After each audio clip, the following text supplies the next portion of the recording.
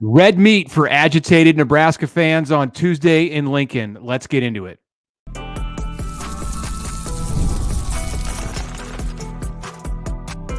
You are Locked On Nebraska, your daily Nebraska Cornhuskers podcast, part of the Locked On Podcast Network, your team every day. Good morning, and thanks for making Locked On Nebraska your first listen every day. We are free and available wherever you get podcasts and on YouTube, part of the Locked On Podcast Network, your team every day. And today's episode is brought to you by FanDuel. Place your first $5 bet, and you'll get started with $200 in bonus bets, guaranteed. Visit FanDuel.com to get started. All right, welcome. Connor Happer from 1620 The Zone, with Sherman from The Athletic. It is Ohio State week after all, but we're still stuck on Indiana a little bit. And maybe that tide will begin to turn today/tomorrow. Matt Rule will have his final availability on Thursday before the team departs for Columbus, and maybe then he'll get questions about how good Ohio State is. But not few and far between this week. It's dangerous. That's a dangerous mindset. Yeah. So a lot of talk about last week, and that continued today, yesterday, with the coordinators, Marcus Satterfield, the offensive coordinator, and Tony White, the defensive coordinator. Different, I guess, responses and tones, I think, from both. We'll talk about Tony White and the defense as we go on throughout the show, but we're going to spend some time right away about the offense and Marcus Satterfield. Couple things we want to throw at you right out of the gate here. Satterfield was asked about his confidence in the Nebraska run game and how he can get it moving. Remember, Nebraska has been held under 100 yards on the ground in 3 of their last 4 games. So committing to the run has maybe been a bit of an issue. Marcus Satterfield, how do you commit to the run? On me, I have to commit to it. I think that I've gotten, we're really good getting the ball to Ja'Cory and the receivers and reverses and perimeter and all that stuff, which is weird because our perimeter blocking, but that's been one of our strong things this year is our perimeter runs. I've got to make sure I get in the mindset of you have to, in order to win in this league, establish the run game. And so, through the bye week and through this past week, I think that, we're going to work towards getting back to that for sure.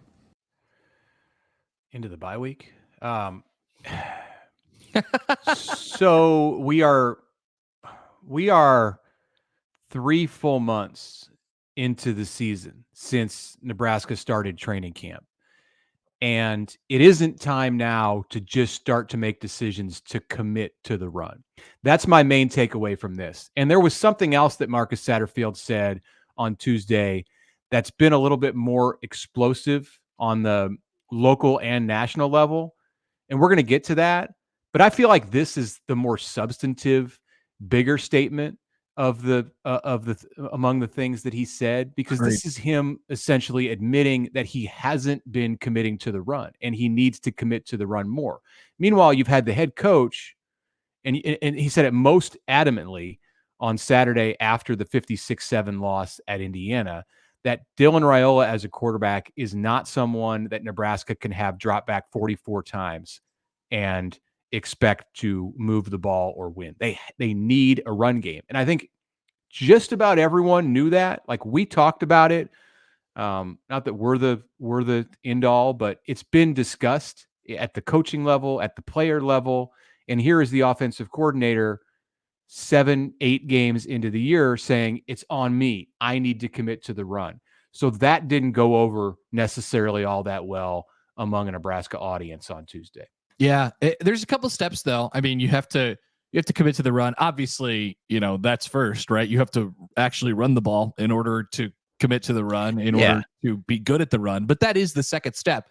You have to have a respectable run game. That's something where, you can only find out the answer to that question if you do commit to it. And I don't know what Nebraska thinks if what they can do on the ground right now.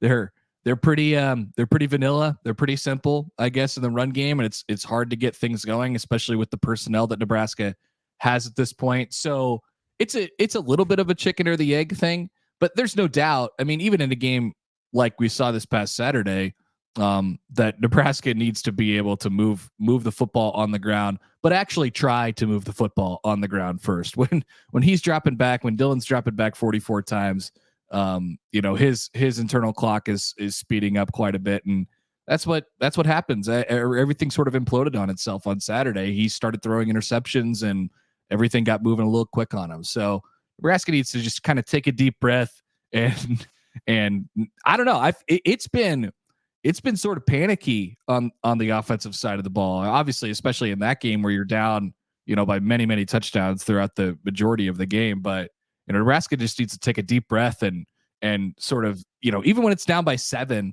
it's down by 10, which that was really the first time all year that it sort of happened.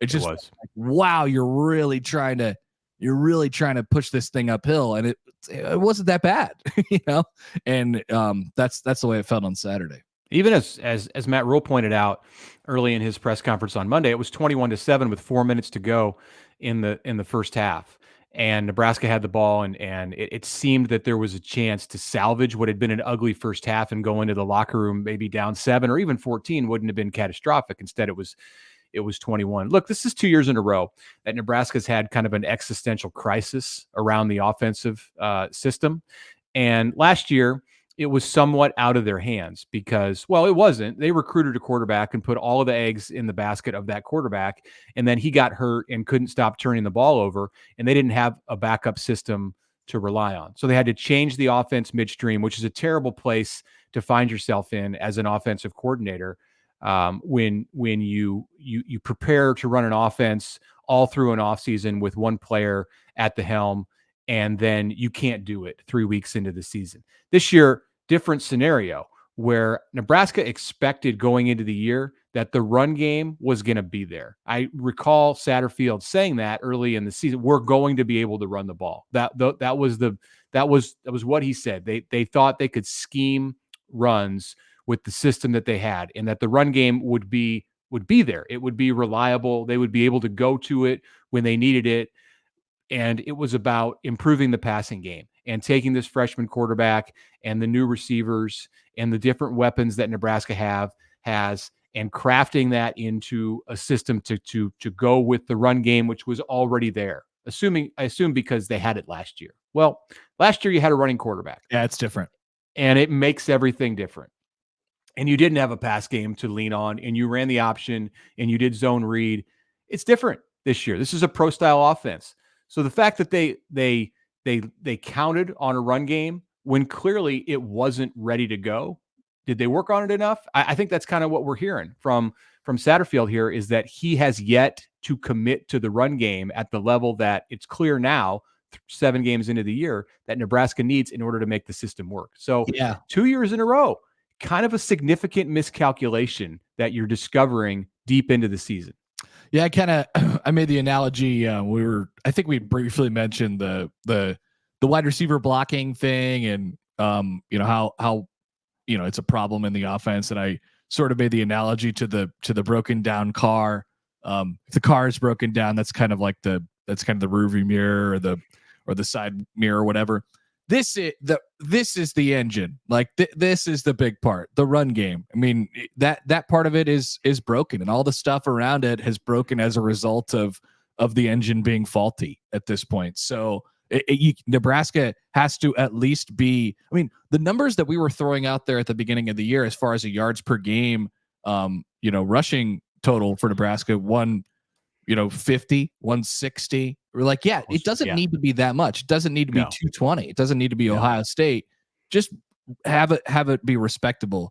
They're down near 100 right now. And are they under 100 at the moment, Mitch? I think they might be yards per game rushing. Yards per game rushing. Let's give that a quick look here. Keep talking. I will look that up. Yeah. It's been, as you said, it's been 3 out of the last 4 games in the Big Ten where Nebraska has gone under 100. 127.1 is Nebraska's rushing total at this point, which is 14th in the Big Ten out of 18 teams. They're averaging 3.7 yards per carry on the ground. That puts them 15th in the Big Ten, ahead of Maryland, Minnesota, and UCLA. Not good enough. Ohio State, Nebraska's opponent this week, by comparison, is at 5.9 yards per rush. And they do have a quarterback who will run it a little bit if he needs to, but that's not a huge part of their offense. But it's Nebraska doesn't have the personnel to do, I don't think, what they're doing right now. And there's a disconnect, I think, between sort of, you hear this every week from Matt Rule talking about wanting to, run the football and really commit to that. And Marcus Satterfield, I think, says it, but until further notice, it's lip service, right? Like that. I think he wants to kind of throw it around a little bit. So I don't know. It's a messy situation, I think, on the offensive side of the ball, and no wonder why you've seen some dysfunction here. I think the question here is, does Nebraska have the ability to run the ball? Like okay, if you had been committed to this from the beginning, are the pieces there? Does Nebraska have the O-line? Does it have the backs? Can it seal the edge? Can it do the things without a threat at the quarterback run game? Does it have the personnel in the system to be able to run the ball this year? And if the answer, unless it's a slam dunk yes, then you start to see a little bit of Satterfield's of his reasoning here, why he hasn't fully committed to the run game. Does he not believe in Nebraska's run game? Is that what we're looking at? Yes. Pretty definitively, yes. I think that's the reason why you don't do something. You don't think you can. Then whose fault is that? Like, who brought in these? Who designed the offense? Right. You're not going to say no to Dylan Raiola. I'm not trying to make it seem like they have their hands tied behind their back, because they don't. There was a lot of other things they could do, and we could certainly see more Heinrich Harburg at this point. Yeah. But Nebraska signed up for this. They knew that they weren't going to have the threat of a running quarterback, and they knew that they were going to have to block it and scheme it pretty just regular, right? Straight up, man to man. And they don't have the personnel to do that. I'm with you there. Yeah. All right. We're going to take a break. When we come back, we'll talk about the Satterfield clip that even more people are discussing, and we're discussing Tuesday out of Lincoln. That's next after this. All right, Mitch Sherman here. I want to take a minute and tell you about LinkedIn and LinkedIn Jobs. When you're hiring for your small business, you want to find quality professionals who are right for the role that you've got. That's why you need to check out LinkedIn Jobs. It has the tools to help find the right professionals for your team faster and for free, because LinkedIn is not just a job board. It helps you hire pros that you can't find anywhere else, even those who are not actively searching for a job. In a given month, more than 70% of LinkedIn users don't visit other leading job sites. So if you're not looking on LinkedIn, you're looking in the wrong place. 86% of small businesses on LinkedIn get a qualified candidate within 24 hours. Hire professionals like a professional on LinkedIn. Post your job for free at linkedin.com/lockedoncollege. That's linkedin.com/lockedoncollege. Terms and conditions apply.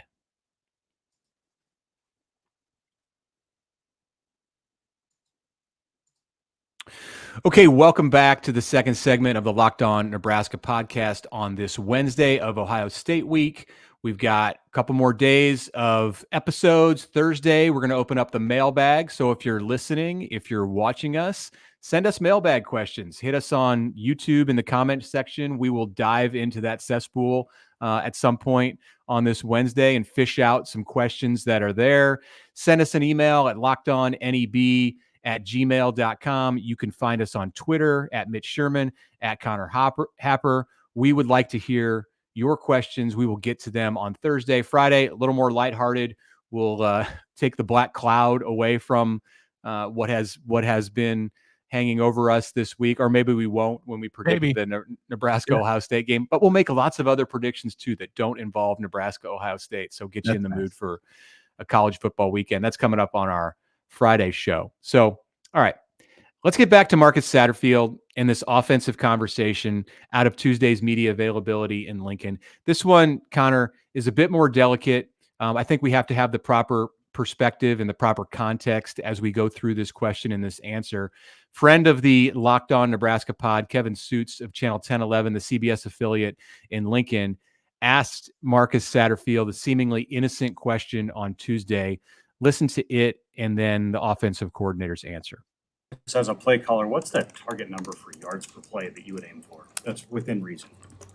That's a good play. Or Between 4 and 6. I don't know what. I honestly don't even know what leads the country in yards per play. What would be a top yards per play? You guys are at 5.5 right now. That's why I asked. Yeah, it's a great question. You stopped me. I don't want to lie to you. I don't know what's leading the country, but I want it to be a little bit more than what it is now, for sure. Okay. All right.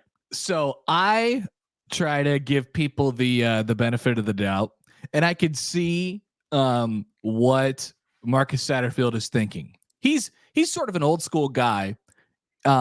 You know, he had his whole rant last year about huddling up and stuff like that. So I think when he says, I want to get 4 to 6 yards per play, he's literally thinking about the play, right? He's thinking about one play. He's thinking about, if I get 4 yards, then if I get 4 yards every play, then we win. We'll score a touchdown every single time. We'll get a first down every, other play. So that's what I think his brain is going to. But yards per play is not a stat that's used that way. It's an average stat, and sometimes you have plays that are a lot longer than that. Theoretically, you often have plays that are a lot longer than 1 or 2 or 3 or 4 or 5 or 0 yards. And it's an average throughout the entire season. Not one play, but hundreds and hundreds of plays throughout the entire year. So Nebraska's at 5 right now. And according to his estimation, that's pretty good. But it's not. It's like 100th in the country. The top in the country is like 8. And that's a lot more than 5 average throughout the entire season. So I think that was probably tough for people to hear. As you mentioned at the top, Mitch, it's red meat for a fan base who already doesn't believe in their offense, and especially their offensive coordinator. Okay, so 4, there's only one team in the country that's below 4. Yep. Kennesaw State. Yep. 4 is very bad. We know this. Marcus Satterfield does not want to average 4 yards per play. Right. That is not where we're going with this. Where I want to go with this is the timing. If he had said this, if he had been asked this question in August, if he had been asked this question after Nebraska averaged 8.8 yards per offensive play against Northern Iowa in the 3rd game of the season, I think it goes over and it's just kind of like, oh, that was a head scratching moment. Like Sat doesn't know the number that leads the country in yards per play. But it comes after scoring 7 points against Indiana. It comes after scoring 14 against Rutgers. It comes right before a game that's creating a lot of anxiety among Nebraska fans because you're going against arguably the number 1 defense in the country. And it looks like your offensive coordinator doesn't know a basic statistic, which apparently he doesn't, and that's fine. He's got a lot on his mind. He's not thinking about yards per play. He's thinking about how to move the chains, how to score points, how to get this offense in sync. I think he just needed to answer the question differently. Like, if you don't know the number, you don't know the number. And he basically admitted it anyway. So don't throw out a 4 to 6. Yeah. That's going to get like rabid Nebraska fans, barking endlessly at you. This went a lot further than just the Nebraska reach, by the way. This got on around Barstool yesterday. Yeah. It's just a bad look in this moment. And like, if you want to come back at me with like the argument that like you're talking about something that doesn't really matter, like clearly he wants to be effective and he wants to have an offense that works. Like, let me just give you like a real life example. Like, if you, I don't talk about like my daily routine, but like most mornings I'm up at like 5 a.m. out in the streets of Omaha doing whatever crazy workout stuff with a bunch of guys. Yeah. And we don't generally talk a ton. We can barely talk because it's dark outside and like I've just rolled out of bed. This morning we're standing around before things get started and one of the guys comes up and says, "Hey, what the F was that?" And immediately, like right at the beginning of the conversation, like that's where Nebraska's fan base is at. So it matters. You can't put that out there. You can't put, this is not a good look for Nebraska to have the OC looking dazed and confused when he gets asked a question about a basic statistic. Yeah, this is it's definitely that week. It's definitely, I sensed it in the Monday press conference from Rule. I thought Rule handled well, right? There was the line that people really grabbed onto, which was, the whole "woe is me" thing that existed before I got here, and I don't know. Like, I think he was sort of explaining that was the problem, but I think he generally like took responsibility for the disaster that was last Saturday. But it doesn't matter. People don't want to hear it. People just don't want to hear it. They don't want to hear Matt Rule like on Monday. They don't want to hear Marcus Satterfield and Tony White on Wednesday. And they don't want to hear coaches try to take responsibility for what, like, there's nothing they could say. So what you're trying to do as a coordinator or a coach who has to speak is avoid the landmines as much as possible. Yeah, and that's what you got to do. You're just dodging landmines this week. Yeah, the landmines were not avoided on that one by Marcus. He could have said, I'm not familiar with the number of yards per play that we want to average or what leads the country, but we want to be near the top. We want to get yards every play. We want to move the chains. We want to score points. We want to do what we need to do to win games. Simple as that. What would be the reaction if he would have said, like, 10? I want to score a touchdown on every play? If he'd be like, I don't care what the yards are. It's like, I just, if we're 76 yards away, I want to score a 76-yard touchdown. Like, what do you think the reaction to that would have been? Well, I mean, people would have said, okay, that's unrealistic. Like, you're running your offense in a way that, like, if that's what your expectation is, then there's the problem right there, because you can't score a touchdown on every play. Exactly. So there is this element of there's nothing you can say that's going to make people happy, but there are things you can say that make people more angry. And and that was among those things you could say to make people angry. People are angry. Like, it's legit, and it matters. It impacts the mood around the program. The players hear it. The players are aware, even if they're not reading social media, which, my goodness, I hope they're not this week. They catch the vibe. They just do. And this added to the negativity on Tuesday. All right, let's hear from the other coordinator. Let's see if he hit any landmines as we round out the Locked On Nebraska podcast after this.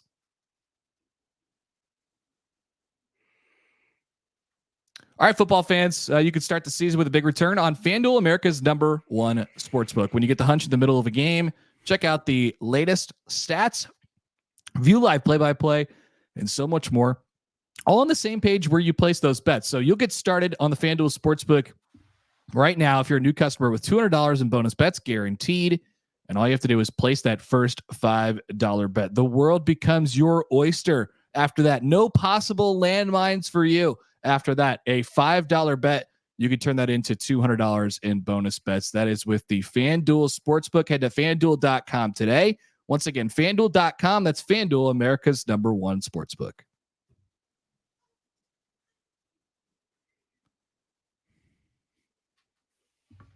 All right, welcome back. Connor Happer, Mitch Sherman with you. So, by the way, yes, send us those mailbag questions. We'll get to those tomorrow. Hopefully there's no landmines for us. That's a good goal, right? I don't know. We'll say anything stupid. We say stupid stuff all the time, so maybe it doesn't matter. It doesn't matter as much. That's the downside of being an offensive coordinator. Is your words are going to get picked apart. How about the defensive coordinator? So right off the bat, on Tuesday in Lincoln, he was asked, okay, so, hey, you asked him, what'd you see on the tape? He's like, well, we had some schemes and some things that were completely stupid and things that they regretted immediately, just in terms of how they approached the game. It seems obvious, like to the naked eye, to me, Mitch, it looked like they just didn't really execute anything. And Tony White went back and he saw, like, why were we doing the things that we were doing, which is sort of alarming in a way. But what'd you think of Tony White's sort of demeanor on Tuesday? It is. And I don't know if it's just that people like Tony White better than they do Marcus Satterfield right now, because he's had more success in the 19 games at Nebraska. And it seems at times that the defense is the only thing that's holding Nebraska up. Not on Saturday at Indiana, but more often than not. And so his completely stupid comment doesn't get the same kind of viral activity that Satterfield's 4 to 6 yards per play does, or his got to commit to the run game. For me, I kind of like it with Tony, and I'm trying to like rationalize in my own mind. Am I just liking this more because it's the defense and not the offense? But no, I mean, they have different personalities, and Tony White comes out and he's passionate, and Marcus Satterfield is just more laid back by nature. But I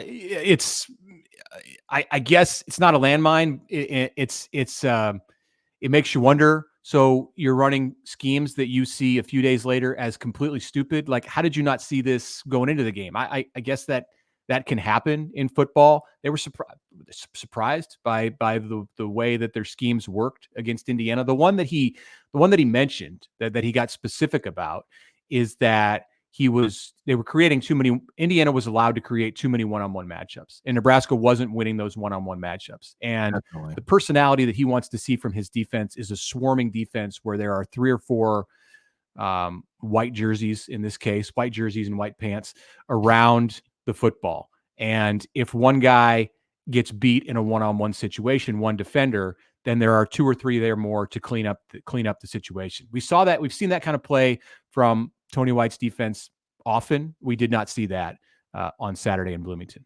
Yeah, I mean, off the top of my head, those one-on-one situations, I mean, a lot of those were kind of 50-50 balls that were thrown down the field, right? And their receivers went and made plays, and Nebraska's corners didn't. Yeah. So, like, that's tough to avoid with the conflict that Indiana team puts you in just by their offensive schemes. So there's so much of that you can help. Also, I'd say Nebraska players, if they're 50-50, Rule said this on Monday, if they're 50-50 balls, you should win 50% of them. Nebraska lost all of them on Saturday. So, like, there's also some literally all stuff. Yeah, they lost every single one of them. So there's that piece of it that goes into it as well. So I'm with you.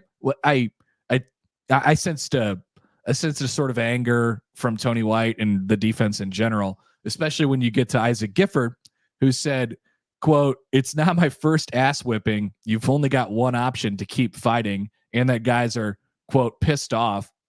He was actually mad when and it was Tuesday. So this is 3 days after the game when he got up there. Yeah. And to his point, that was not the first time he's had to get up there on a Tuesday after Nebraska lost by, several touchdowns to take responsibility for what the defense did. Yeah. Michigan last year comes to mind. So what's he mad about? Is he mad? He's mad about the way the team played. Is he mad about like the way his teammates and himself, the way they executed? I guess that's about it. Like, he's not mad at his coaches. He didn't necessarily get into all that much, like what made him angry. You could just tell that he was in fact mad. Yeah. Pissed off. I would think that it's, for him, a guy who's from Lincoln and takes so much pride, his brother played in the program. I would think for him, it's just like looking so bad yet again. This happened on my watch. Yeah. And we've heard his story. He's the guy who made the decision to come back so this wouldn't happen. So we wouldn't have moments like this to talk about, that they were going to change the narrative, that his brother didn't get the opportunity in his last year at Nebraska with a second year coach to go in and finish the job that they started in the previous year. And here Gifford is putting in all the work that he put in the offseason. And in the 7th game of the year, it looked as bad as it possibly could. Like literally, if Nebraska had not worked at all over the last 2 years, the game would not have gone worse. So that I would think that would make you mad as a guy like Isaac. You know what's interesting? Like, I don't know how I want, especially a guy like Gifford, and you just told his backstory. I mean, he's been around for such a long time. And this wasn't his first time going through this. I don't know how I want those guys to react, especially on the Tuesday after the Saturday game. But it's interesting the way that they do, and the differences in the way that each of these guys sort of react depending on maybe how old they are or how long they've been around the program. I guess I'm glad that he's mad, but once again, this is going on a long, long time where this kind of stuff just keeps on happening. And I get the sense from a lot of those older guys, Gifford included in this conversation, obviously, Ty Robinson, guys who have been around for a long time. I get the sense that they really want it, but sometimes I get the sense that they want it like too bad, and that sometimes comes out on the field. And so I don't know. Nebraska has no other choice but to just go out and try to play like and execute clean football one play at a time. That's rules message, and that's it. Yeah, I don't know how that can't exist at other programs too, though. Like the wanting it too bad thing. It's like, okay, so they want it really bad because they work really hard and they've invested a lot of time and a lot of energy and they haven't had the success that they wanted over previous seasons. So man, they just want it so bad, and it ends up being a psychological thing. Like that has to exist at plenty of other places because not everybody's winning a national championship every year. Not everybody's making the college football playoff. And like dissatisfaction with the way your season ends, it's not unique to Nebraska. Teams that go 9-3 are very dissatisfied with the way their season ends, and they feel like they've let people down, and they want it bad, and they work hard. So I get it. I understand it that exists in like maybe an extreme dose at Nebraska, but I don't think in Nebraska's in any way unique to that, unless you're talking about like the comparison to Georgia. Dylan Raiola talked as well. Jamal Banks as on top of that. Anything you heard from those guys, just as far as like a mindset piece or things that you noted going into this week against Ohio State?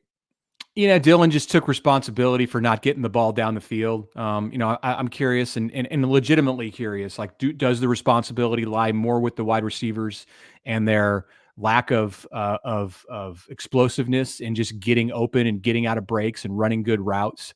Or is it more with Dylan and like this hesitation that we've seen from him in the last 2 or 3 halves of football? Like what's the reason that some of this stuff where they've had plays to make down the field to wide receivers early in the season, why we're not seeing it as much now? And Dylan, he squarely took the blame. He said, that's it falls on him. I have to get the ball down the field. So, I think he's trying to take credit. He's trying to be the leader that he feels like he needs to be. That's still an unanswered question. And man, did they have a challenge in front of them on Saturday to find ways to get the ball down the field. Just to be clear here, I do think he misses stuff, and it's been more over the last couple weeks now. I think there has been a little bit more of a hesitation that just wasn't there at the beginning of the season. Against Rutgers at first. Right. Yeah. So he does miss stuff, and I do think it is partly his responsibility. And Nebraska just hasn't taken, on top of that, I think there's some Satterfield stuff in there too, where, they're not actually throwing the football down the field and letting those receivers go out and make plays, even though it might not be there all the time. Also, you never see, on top of getting things going down the field, Nebraska is trying to get going in the screen game as an extension of their run, but just the intermediate pass game is like the whole thing is just kind of collapsed inside of itself, and like it's just none of the parts are working right now. These defenses have figured it out. Is the thing. Like what Nebraska did against Colorado, what it did, against Northern Iowa, defenses have figured it out in the Big Ten. There's great defensive coaches, and Nebraska's faced a few of them, and they're going to face more. The defenses that Nebraska has left on its schedule, this is the best one that the Huskers are going to face on Saturday, but Wisconsin is playing great defense right now. Iowa is playing always plays good defense. USC has good athletes on defense. UCLA's defense is middle of the road nationally. So they have to up the game in like responding back to the way that teams in the Big Ten are reacting to what Nebraska wants to do on offense. You see teams playing back, not respecting the run for Nebraska, feeling like Nebraska ball carriers aren't going to make 1 or 2 players miss to break a big run. They're not worried about the run game. So they're loading up on the screens.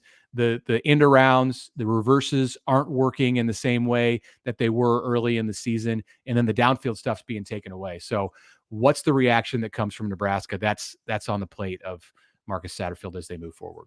All right, that's it for us today. We're back with you on Thursday. Once again, get those mailbag questions in, and we will try to dive in on the mailbag show, make some predictions on Friday, and get you off to Ohio State. Appreciate you guys listening, making it your first listen. We have your second listen as well. Check out the Locked On College Football podcast. The link to that show is in the description of this one, so you don't have to go anywhere. Make that your second listen. That's all part of the Locked On Podcast Network, your team every day.